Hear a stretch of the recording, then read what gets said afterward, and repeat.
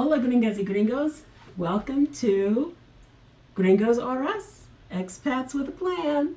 Today, I'm going to talk about the spreadsheet.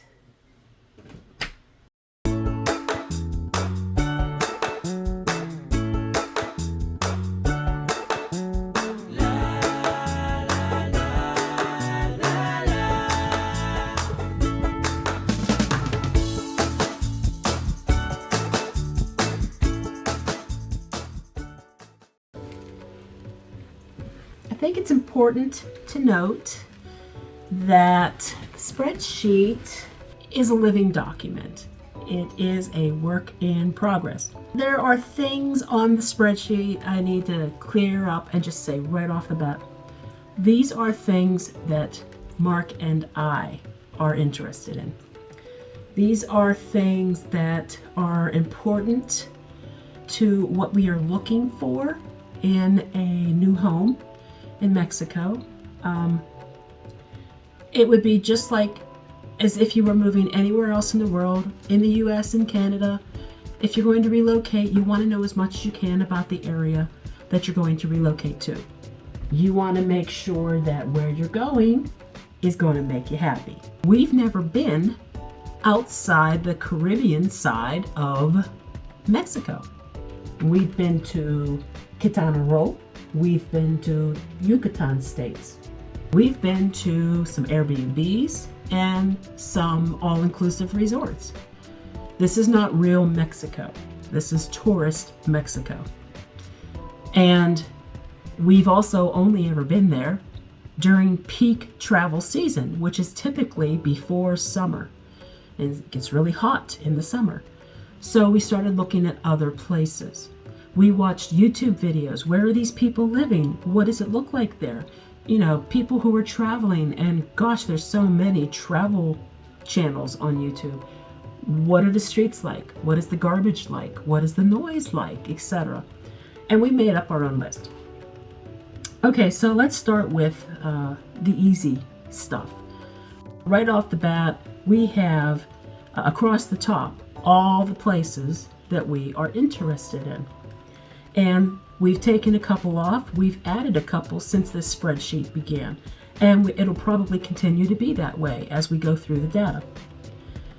There are several locations. So as you can see, we don't have a specific place that we're looking at. There are many places. Hence the reason that we have a spreadsheet, so that we can compare notes on these places. And what will likely happen is once we have our residency, we will probably spend a little bit of time, a few months at least, in every one of these places that we decide made our final cut, and see if it fits us. Because realistically, no amount of data is ever going to substitute your real life experience. And you may go and find out, yeah, this place is lovely, but I'm not liking it. It's not fitting me. And at the same time, we may come across a place that was never on our radar, and we may just go visit it for a week or two and decide, you know, this is worth another look. It could be someplace amazing. Everybody's going to have their own needs and wants and their own feelings about how that location resonates with them. So the main data. So we started off with easy to collect things. We started off with zip codes, time zone, area codes. When was the place founded? Just to give us an idea of, you know, how old the culture might be. Of course, the culture is always older than when the city was founded. But obviously after colonialism, yeah. The state that it's located in. What is the abbreviation for that state? What is the capital? Now this one is very important. I personally feel like altitude is not an issue. As you live there, you will acclimate to the altitude, more than likely. Unless you have respiratory issues, potentially anemia issues, which again will contribute to respiratory issues. Altitude is not a deal breaker for me. although Mark has expressed some concern. Some of these places are higher than Denver, Colorado, so that's important. And when you are at such a high altitude, you also have to think about things, not just breathing, but things such as dehydration, sunburn. It's just, you're closer to the sun, folks, and it's true. I recall when I went to Red Rocks for a concert, I scoffed at the fact that we had to climb this really long hill to get into the Red Rocks venue, but all along that path to get there were these signs about drink your water, drink water, sunscreen. Okay. Did I listen? No. I ended up with a huge sunburn on my scalp because I wasn't wearing a hat, and I didn't think that would ever happen. It's never happened to me before. Guess what? Yes, ladies, you can get a sunburned scalp through your hair. Okay. This is another big one, walkability. Many, many, many places in Mexico are very hilly. And hilly means you have to walk a lot of hills. Can you walk those hills? I'm not real great with hills. Sure, I can walk them. It'll take me a while. I'll be out of breath. I've watched healthy people on YouTube get out of breath walking some of these hills. That's important. It's also important that you know where is the flat terrain. Can you reasonably find a place to live in the flat terrain if you can't do the hills? If there are a lot of hills, is vehicular transportation an option? Can you get the Uber and taxis? Are they reluctant to drive these hills? I mean, that's something to think about. Also, cobblestone. A lot of these old colonial towns, well, they have cobblestone. It's part of their charm. Some of that cobblestone is in better condition than others. I have also watched young, healthy YouTubers talk about how they just about twisted their ankle walking on some of this cobblestone. Now, that's important to Mark and I because we are getting older. I'm arthritic, and Mark sometimes has issues, and it's only going to get worse. Also, as you get older, if you happen to be prone to bone degenerative disorders, one of those falls could break a hip. Breaking a hip means surgery, means, blood transfusions, etc. This is no joke, folks. So you have to know, if you're going to live there, if you're going to walk everywhere, can you do the walk? That's probably something that's going to be more of a visit, just to verify. But there are a few key places that I suspect this may be an issue. So then we have the size of the community in kilometers squared. No, I did not actually translate that to miles. It's not that important to me in miles because that number is being used alone to compute the population density, which is more important to me. I am sorry to say this, but I'm not a big people person, and maybe that'll change. Maybe when I'm in Mexico, I will be a people person. I'm introverted. I like my downtime. I like to keep to myself sometimes. I do like to socialize, but I don't want to be living on top of people, that kind of thing. So that's important. So after that, of course, comes the population, and then the population density. So, of course, the lower the number, the less people there will be per square kilometer. Crime. Some of these places I don't have specific crime statistics yet, which means I'm still researching. We're still finding this data in places. Now, when I say crime, this is just all crime. This would be violent crime, non-violent crime, petty crime, kidnappings, murders, car thefts, house break-ins, just crime in general. The more serious crime would be the homicides per 100,000 people. And I'll show you where I got that data. And it was surprising. In some places, it was very surprising. I don't have specific websites yet to identify the percentage of expats in certain communities. Some places are very well known for the size of their expat communities, San Miguel de Allende and Merida, very well known for this. But as that comes up, I want to put that data in there.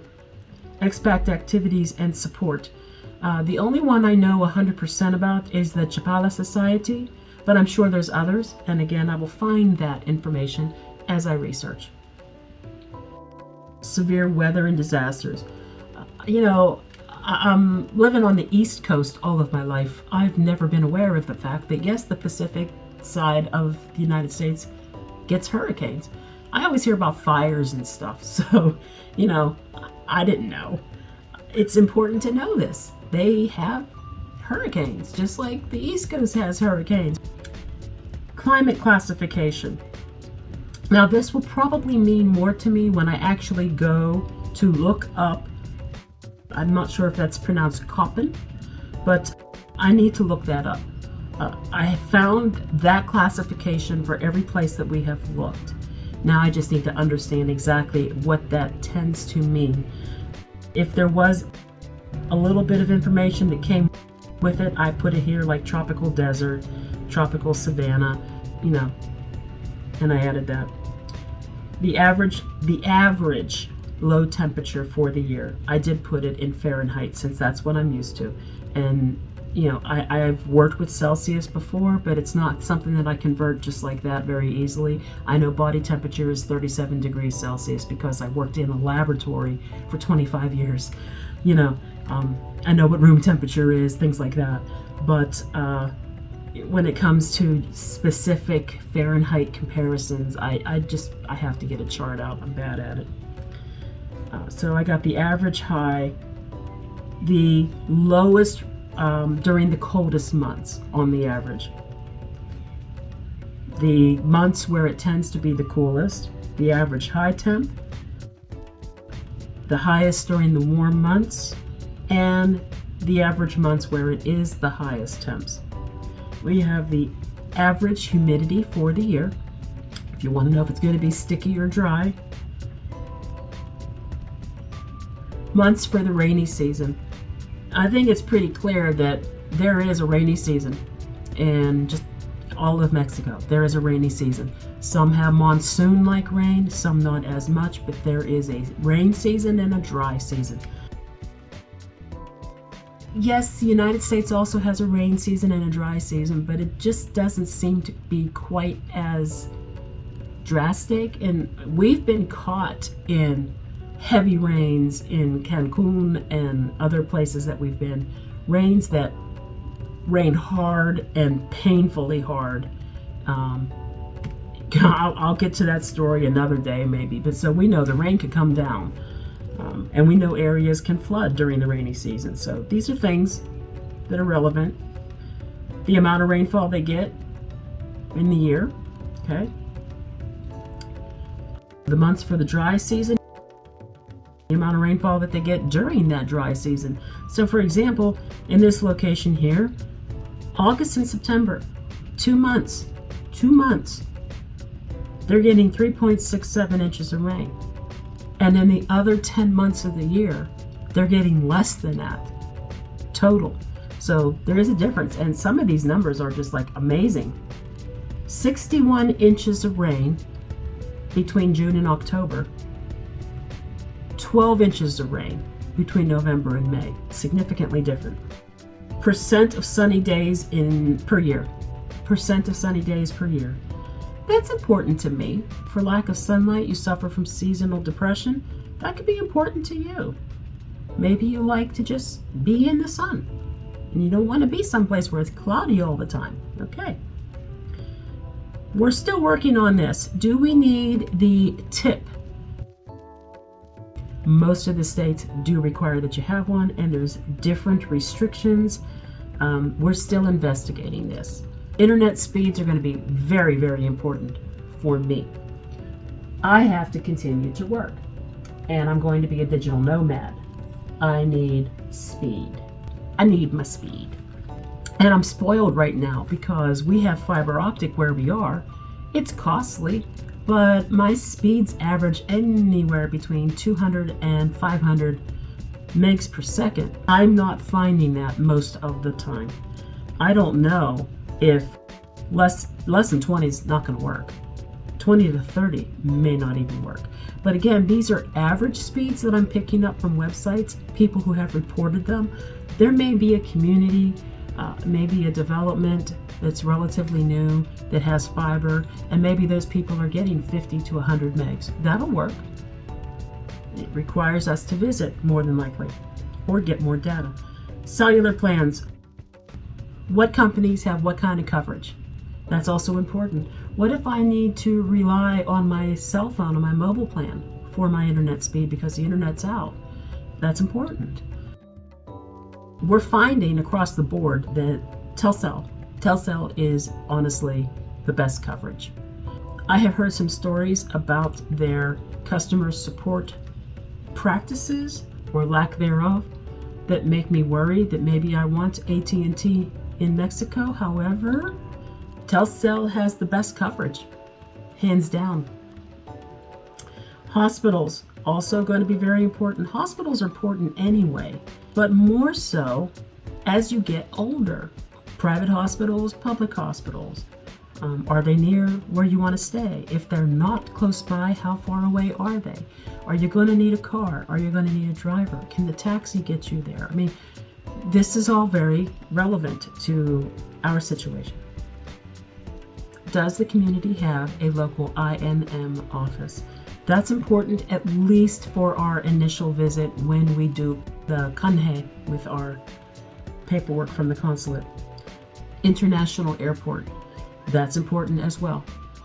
We want an airport near us within a reasonable drive that will be something we can use for visits back to the United States, for people to come and see us as conveniently located as possible. We also want to know what airlines are serviced at this airport and what cities are being serviced by those airlines. Facebook groups. So far, I only have a few in here because these are the only ones that I looked up and joined. But this is important. You can get a lot of good information from other expats or even just locals who happen to be a part of those groups. You can ask questions. Sometimes they allow people to advertise rents and services. Most of the time, they're pretty friendly, but Facebook is what it is, and sometimes things are a little dramatic, or sometimes people are a little petty, but that's social media. Tourist Mecca or mostly locals? Tourism is good. We like tourism, but we don't want to live in a place where we are perpetually seen as tourists. So that's why that is there. If it's a mix, we're good with that. If it's mostly locals, we're really good with that. But the caveat with mostly locals is you really need to brush up on your Spanish. But if it's a really, really heavy touristy area, we got to visit. We have to visit and see. I don't want to constantly be approached by people wanting to sell things or constantly being charged higher prices all the time. I realize that there may be places where we're going to get charged more because we are gringos. I'm accepting this. I'm accepting this as an inevitability, but not all the time. So that's important to me. The average rentals for 2 to 3 bedroom apartments. Now, these are pulled from the internet and were submitted by people who live there. I have a website that I resourced for this information, and not every place had information, and some places only had a handful of people reporting, so the data could be skewed and not be a fully accurate representation of what is available. So something that needs to be understood is that when you're looking online, you're frequently seeing Airbnb and or Gringo prices. This is not the way typical rents will run in Mexico. If you want to live like a local, you've got to walk, look at the signs, the renta signs, call or WhatsApp these people. Ask around if you've made friends or just local people. Ask around if they know someone who's renting a place. This is how you do it. Or you get yourself an agent who can assist you. Maybe look ahead of time before you get there and show you some properties once you arrive. And that's not a bad idea. Of course, you're going to pay the agent. And so the agent makes some money and they take you on some tours, save you a lot of time. And you can actually request ahead of time specifically what you're looking for. For example, I really would like to have a place that has an oven. I like to bake. And it's not a horrible deal breaker for a very short-term place where we're only going to be there for a few months. But when we do eventually settle on a place to live, I need an oven. I mean, I like to bake, so that's important to me. Is there retail, malls, big box stores? Okay, I fully expect that I'm going to take advantage of mercados and tiendas. I expect that will be the case. But sometimes there's something you want that you can't find there. You know the big box stores are going to have it. Do they have a big box store nearby? That's what I'm talking about here. It's not that I think I have to go to a big box store because, you're going to pay more. You really are. But there may be some things that you can't get that you're looking for, and the big box store is probably going to have it. Next, I have on here car dealerships and auto mechanics. All right, private doctors, dentists, optometrists, are they English speaking, etc. There was a really good interview that Mariana from Mexican Relocation did with a doctor. It was just posted this week, I believe. And he answered some questions specifically about the doc in the box and things like that. I'm not putting anybody down. There is a difference in the education levels and the knowledge and the ages and the maturity of some doctors. And if all you have is a cold or maybe you got parasites and you're having stomach issues, yeah, doc in a box. You pay a few bucks and you get a prescription and you go over to the pharmacy and get it. But if you've got something serious, something that requires a specialist, whatnot, this is important. And if your Spanish is not on a medical level, which mine is not, it would be very helpful if the provider spoke English. I don't know that my Spanish will ever get technically to that level where I will have vernacular to speak about biological and scientific physiology with a medical provider. It's probably never going to happen. It would just be really, really, really beneficial if you could find providers who spoke English and then list them here so you know that they're available. Banks. I want to list the major banks that's in each community, and then later on I'm going to go and do a review of the banks themselves, what their banking practices are, make a decision on which of these banks I think is best for us to have locally. It's going to be important to us that this bank has numerous branches throughout Mexico, at least for the first few years while we're traveling.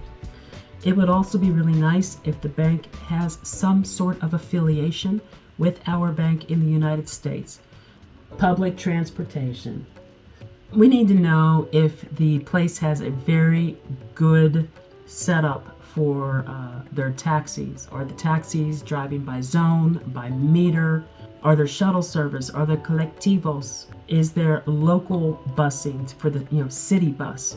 Is there intercity busing? Are there trains? Just all these things. Are Uber and DD drivers allowed? Architecture. So I really love historical architecture. I am very much attracted to cities that have a colonial charm. The local industry, that could be very important. If what's driving the economy in that area is something that is computer-based, a manufacturing-based, something that draws in a lot of international businessmen, the quality of living might actually be higher. Could also cost more. But the point is that also is going to affect a lot of the time what type of architecture, what type of housing, how far away it is from certain things. So we like to know, what is the industry? Is it a fishing village? Is it a car manufacturing location? Is it international business financiers? That's what we're looking for here. Do they have a municipal website? Hands down, every place we looked has a municipal website so far. I don't know if there are places that would not. Maybe Ajijic would be part of Chapala, but every place has a municipal website. And although, yes, it is in Spanish, you can use Google Translate, but you might find some information at that website about the community and what services are offered. I thought it was interesting to note that some of the places that we're looking at were not only maybe the municipal seat, but maybe they were also the state capital. And so I just started putting in some data about the location. Regional culture, one of my favorites. Of course, I have a lot of gaps here, but I found it interesting that some communities have a strong Germanic presence, and then some of the communities are very strongly influenced by not just indigenous culture and Spanish culture, but Italian. It's very fascinating to me. There are some communities that are very heavily influenced by Afro-Cuban. So I put some regional culture things in there and regional traditions, like the Lele Don Querétaro, for example. Regional festivals. We do know that Mexican people love to have festivals, and there are many. So if there were some key festivals that stood out for that area, we added it here. Regional dishes and beverages. We also know some places are known for their coffee, some places are known for their tequila, some places are known for their mezcal, some places are known for the chocolate clams, seafood, cochinita pibil, for example. I mean, these places all have something very uniquely special about them. So I'm a foodie and I absolutely want to know about it. Interesting facts. So this is where I started pulling in if the location was a Pueblo Mágico, if they were a UNESCO heritage site, if they have specific activities such as in Loreto, there's some whale watching that goes on. There's cliff diving in another place. There's another location is known for being very hippie chic. Visit Mexico. It's a tourism website. I did put the location for their webpage for each of the places that we're looking at. Sometimes they have additional links you can follow, additional recommendations for nearby pueblos to visit. Is a relocation specialist available if needed? I'm going to assume right now that the chances are this will be a yes. I have not pursued pulling in any relocation specialist service information as of yet, although I am interested in the guide from Mariana's website. Additional sources and citation. If there was something that I found online that would apply to an individual location, I did put it here. And then I have a long list of all of my sources and citation websites that I utilize, and there are many. As you can see here, I have WeatherSpark, city population. I did use Wikipedia for a lot of information, and then I also looked to see where the Wikipedia information citations were originating. Postal codes, statistica.com, NationMaster, Nombeo. Nombeo was awesome for the crime information. And that particular website is used for a lot of different types of statistics that I haven't even begun to dig into yet. He gets his information on a monthly basis and updates it from basically the criminal justice system websites in Mexico. His information is based on reported crime. You can say that about every country. Then there's Wiki Travel. Nomad Travel Tools, Expats in Mexico, Mix Experience, City Facts, Sonia Diaz's website, which she has recently updated, by the way, and it looks awesome. Maybe the crime thing is the first thing we want to look at. I'll highlight the crime line, boom, crime. And if I don't have any data, then there's no data, which for a lot of these there isn't, because I'm looking for the all crime. There were a few places. I had a few places, like 83 non-violent auto thefts for the year in San Miguel. Yeah, that's for the year. But then let's look at the homicide rates. We're just trying to see the data, this number here. This 6.2, 6.6. This is per 100,000 residents. So for 100,000 residents in La Paz, they had 6.2 homicides. And that is so incredibly reasonable. Like, I can't even. But then you get into here, Manzanillo. They had 90, which was shocking, actually. I don't know. There were 20 in Chapala, just about, 19.9. Leon, 41. But guess what? Manzanillo had more than twice that. These are eye-opening in some ways. It doesn't mean that we will never go there, but it does give us pause. Okay, so I worked on the video yesterday. That was the spreadsheet. And don't you know it, today we added 2 more communities. Like I said, it's a living document. Every time we find something of interest, it gets added to the spreadsheet.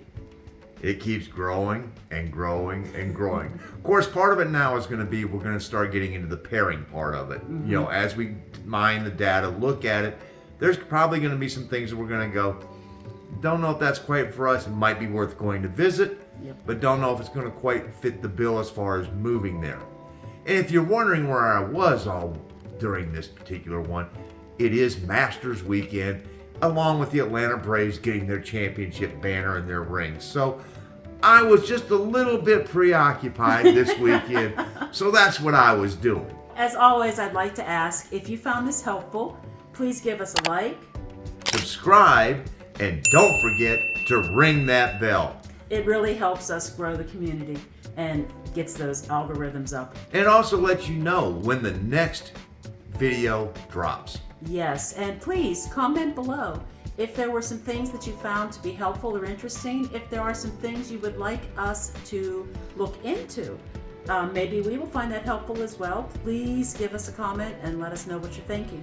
Yeah, it is possible that we may have overlooked something, though with the length of that spreadsheet, there can't be a whole lot. But you never know. You never know. Next week, I'm going to go into the details of the websites that I use to source this information. I think you will find them very fascinating.